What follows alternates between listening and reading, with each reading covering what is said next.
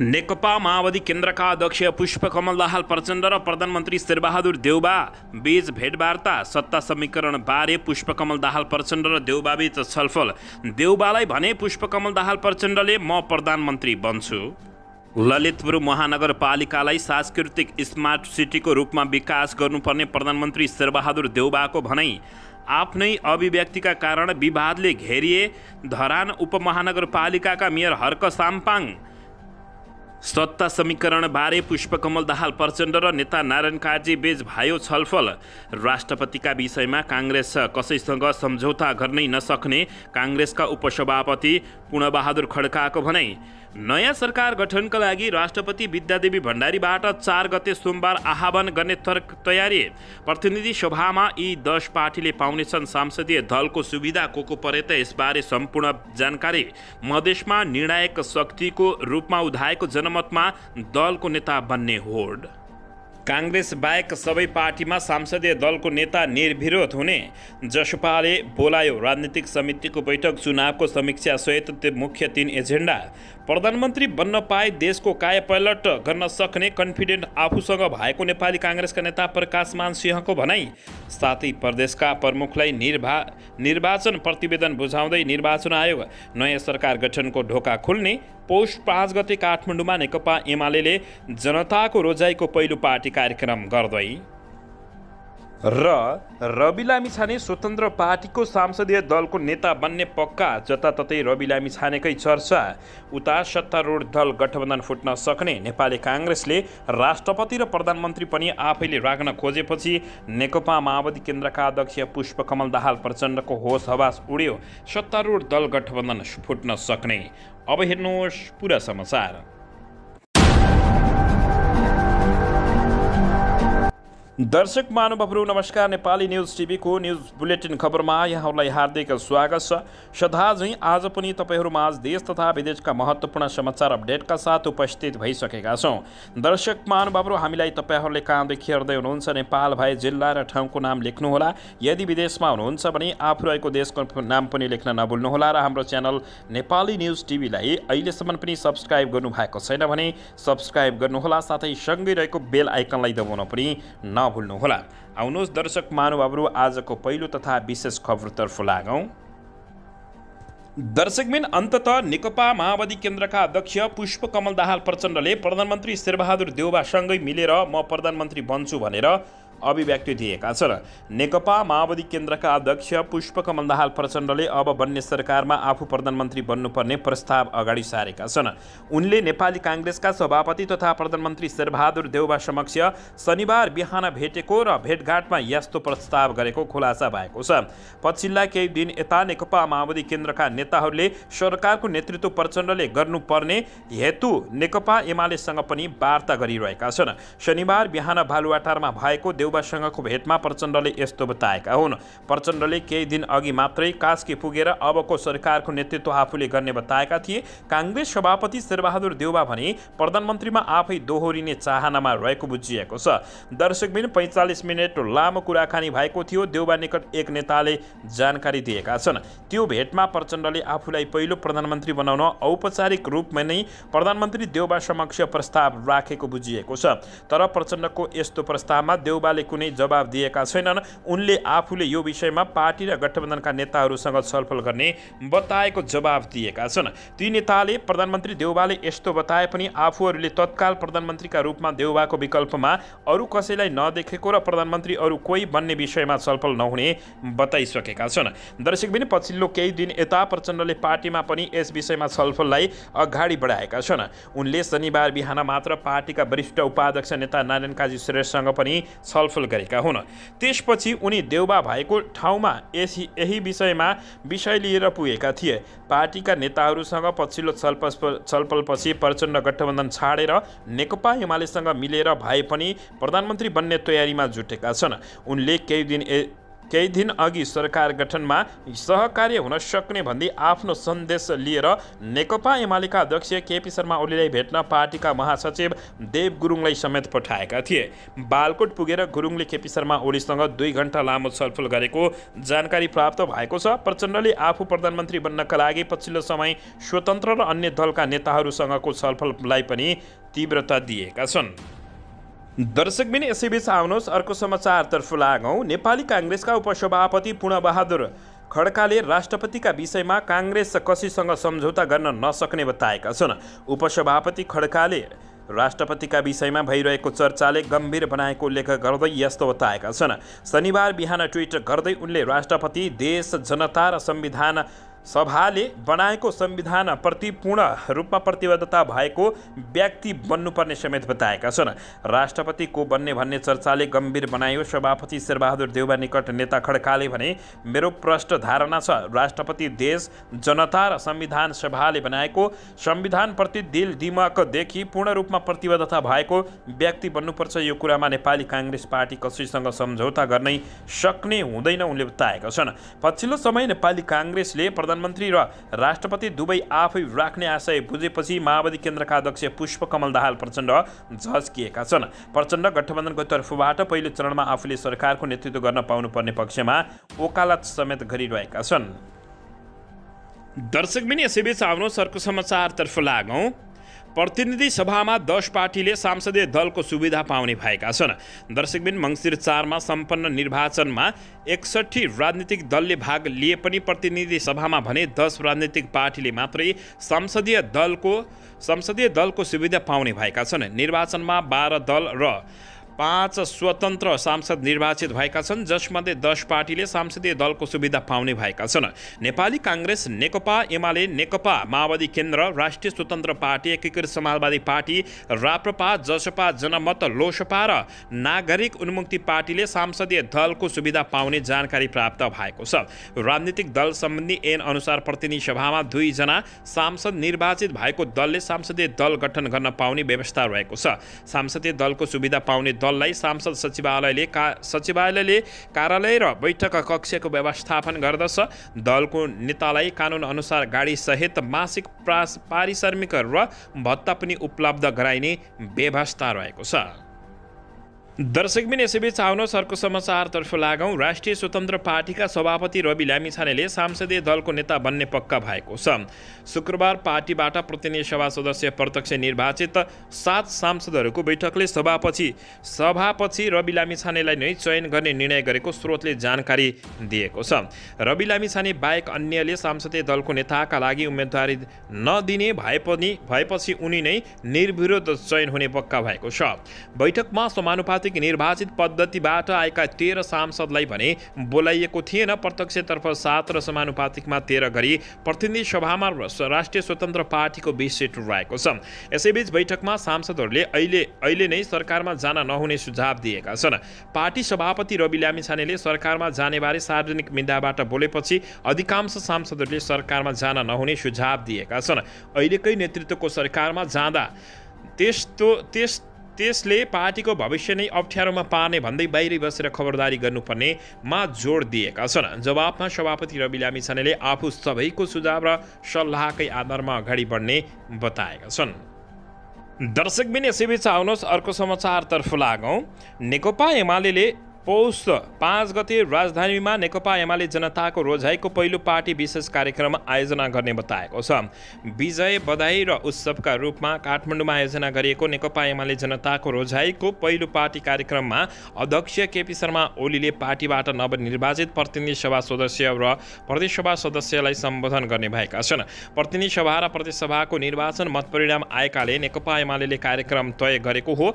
मङ्सिर 4 गते सम्पन्न प्रतिनिधि सभा तथा प्रदेशसभाको निर्वाचनमा चौतर्फी घेराबन्दीको प्रतिकूल परिस्थितिमा पनि लोकप्रिय मतमा पहिलो भएको नेकपा एमाले जनाएको छ।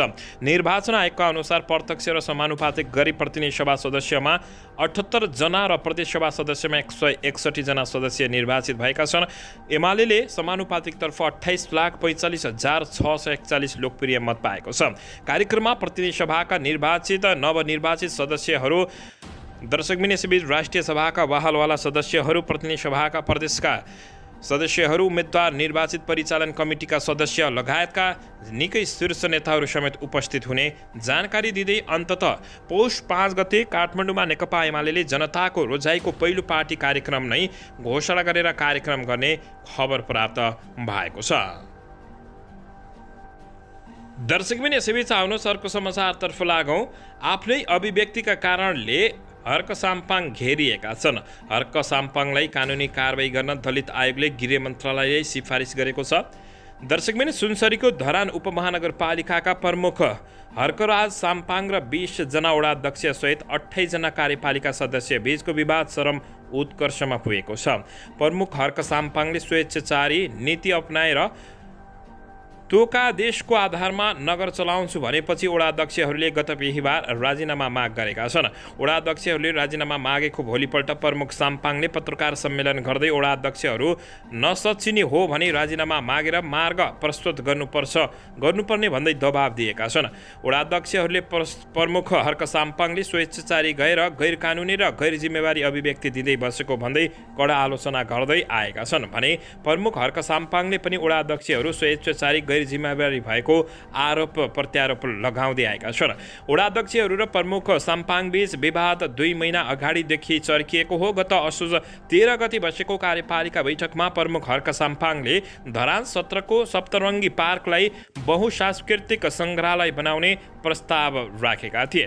तर कार्यपालिका सदस्य अनुप देवानले सप्तरङ्गी पार्कको पहिलोदेखि नै डिपिआर तयार भइसकेको र त्यसको नाम परिवर्तन नगरी सप्तरङ्गी पार्क नै राखेर पूर्व कार्ययोजना अनुसार बजेट विनियोजन गर्दै पर्यटकीय स्थलको रूपमा विकास गर्नुपर्ने बहुसांस्कृतिक जातीय सङ्ग्रहालय धरान 14 मै निर्माण भइरहेको आग्रह गरेपछि प्रमुख साम्पाङले तपाईको बोल्ने पालो सकियो, अब बस्नुहोस् भनेका थिए।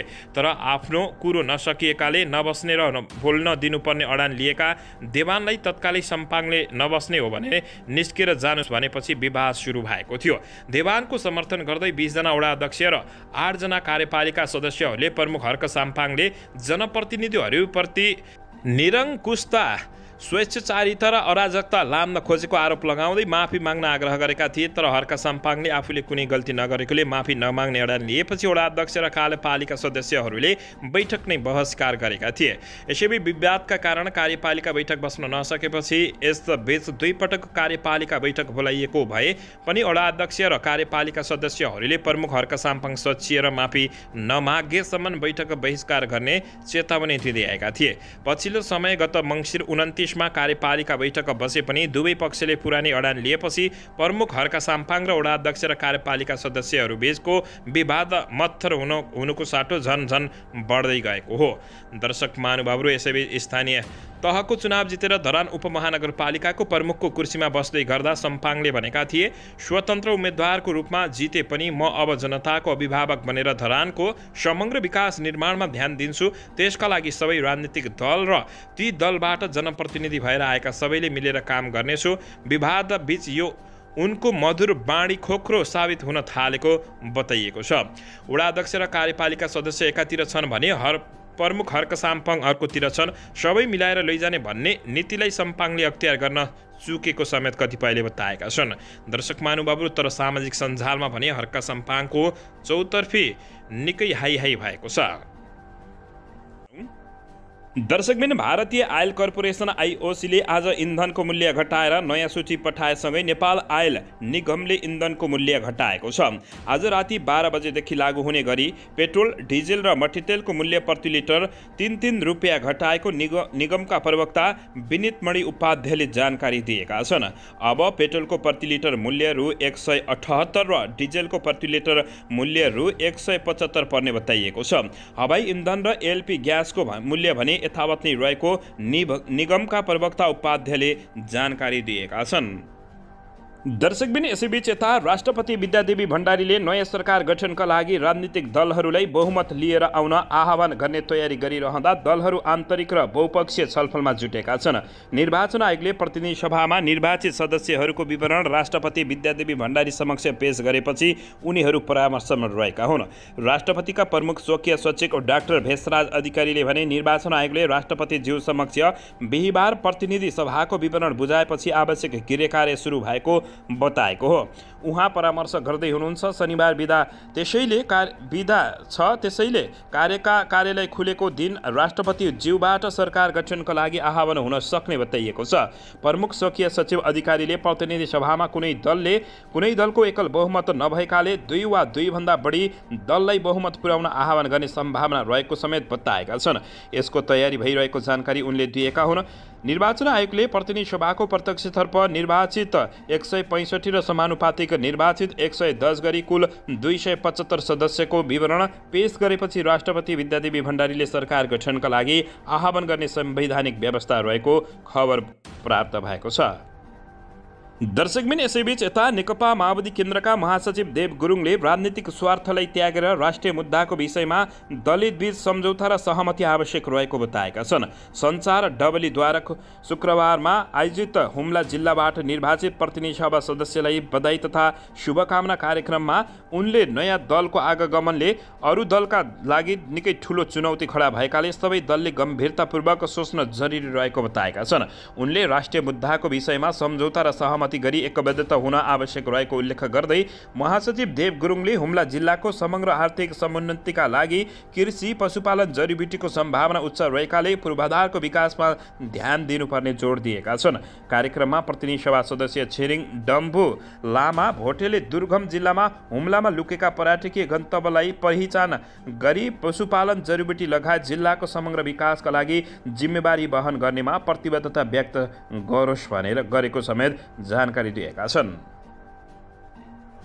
दर्शकबिन यसैबीच यता नेकपा माओवादी केन्द्रले पुस 3 गते संसदीय दलको नेता चयन गर्ने बताएको छ। प्रचण्ड हुने निश्चित जथै देखिएको हो। नेकपा माओवादी केन्द्रले संसदीय दलको नेतामा पुस 3 मा चयन गर्ने बताएको हो। निर्वाचन आयोगले समानुपातिक निर्वाचन प्रणालीबाट निर्वाचित भएका सांसदलाई 3 पुसमा नै प्रमाणपत्र दिने भएपछि नेकपा माओवादी केन्द्रले सोही दिन यो प्रक्रिया सुरु गर्न लागेको छ।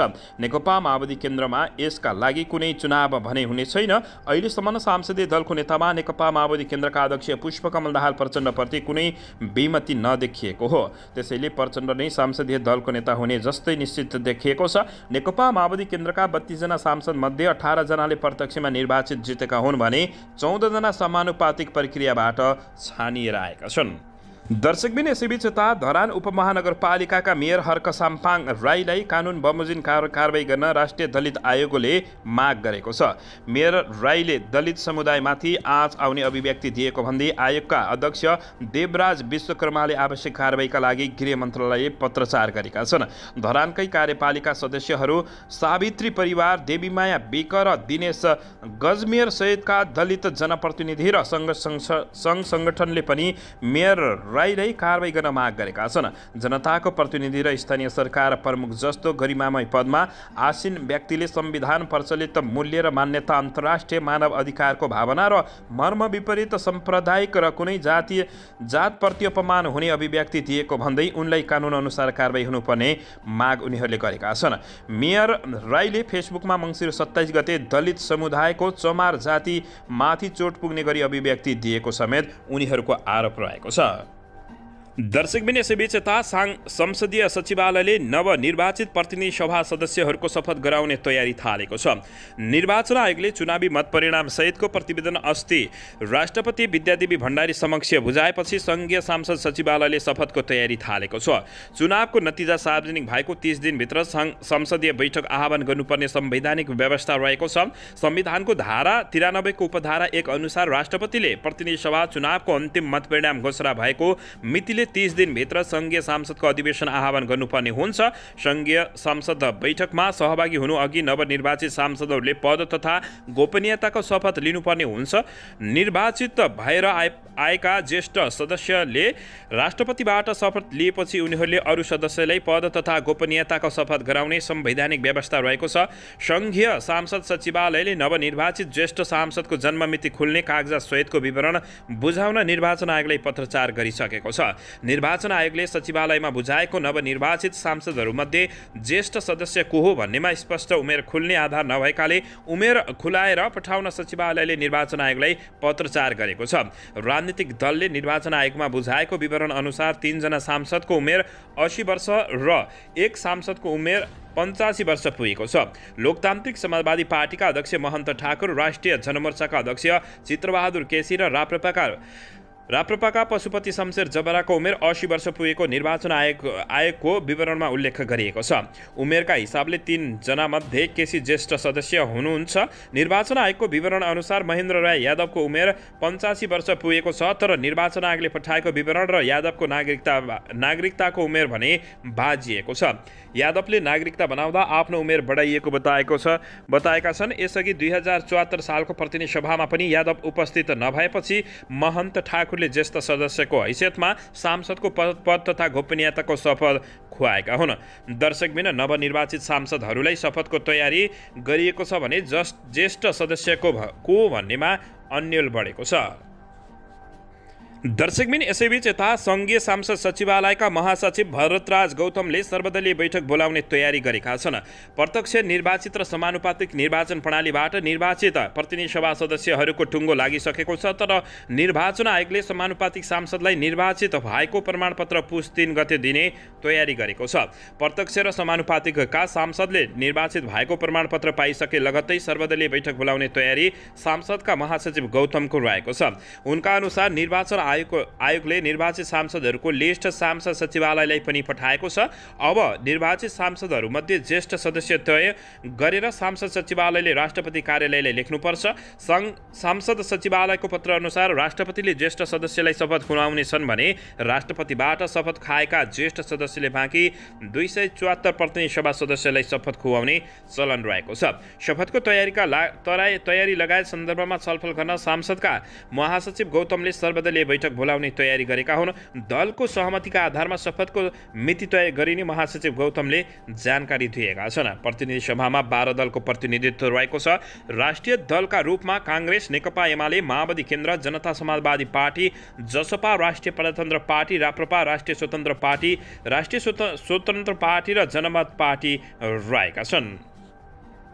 दर्शकबिन यसैबीच यता काङ्ग्रेसमा संसदीय दलमा नम्बर 1 गेम चलेको छ। संस्थापन इतर पक्षबाट शेखर कोइराला कि गगन थापा भनेर यति बेला निकै आवाज उठेको छ।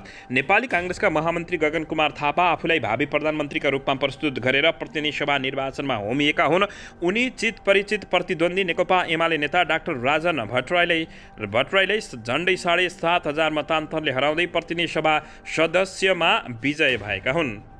दर्शकबिन निर्वाचन आयोगले मङ्सिर 4 मा सम्पन्न प्रतिनिधि सभा र प्रदेशसभा निर्वाचनको अन्तिम मतपरिणामको प्रतिवेदन बिहीबार नै राष्ट्रपति विद्यादेवी भण्डारी समक्ष बुझाएपछि निर्वाचन आयोगले निर्वाचनको अन्तिम मतपरिणाम बारे उपराष्ट्रपति नन्दबहादुर पुन र प्रधानमन्त्री शेरबहादुर देउवालाई पनि औपचारिक रूपमै जानकारी गराइसकेको छ।